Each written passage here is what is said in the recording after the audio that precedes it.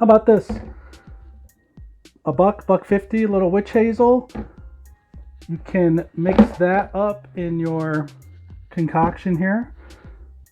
Little isopropyl alcohol. So maybe half and half, or half and 3/4 and 1/4 of this. It's kind of your call.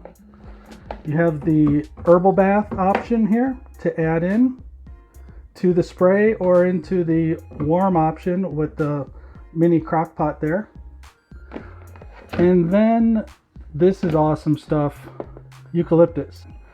Here's the fake foot we can do a demo with. So those are just some ideas to get you started in prepping for a nice relaxing foot massage.